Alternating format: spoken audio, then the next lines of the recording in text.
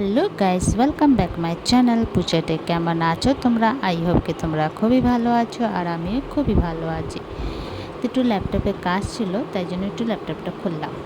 তারপরে এখানে আমার হাজব্যান্ড অফিস দিয়ে চলে আসলো। তো এখানে দেখো গরম গরম জিলেবি নিয়ে আসলো।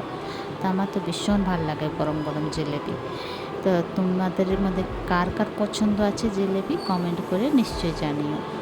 তাই যে চলো ওকে দিয়ে দিই, তারপরে আমরা খাবো। তো আজকে একটু বানাবো একটু গরম গরম পকোড়া।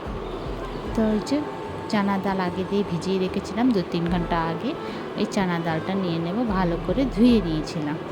তো চানা ডালটা মিক্সির মধ্যে নিয়ে নেব, তারপরে দিয়ে দেবো কাঁচা লঙ্কা, রসুন, এটা গ্রাইন্ড করে নেব। তাই যে একদম মিহি গ্রাইন্ড করতে আছে। ডাল ভাতের সঙ্গে এই বড়া ভাজাটা ভীষণ ভাল লাগে। তো তোমাদের মধ্যে কার কার ভাল লাগে কমেন্ট করে জানিও, আর কার কার না ভাল লাগে সেটাও কমেন্ট করে জানিও।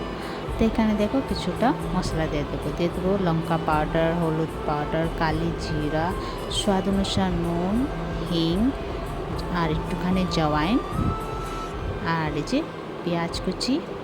ভালো করে মেখে নেব, সুন্দর করে মেখে তারপর সাইডে রাখবো।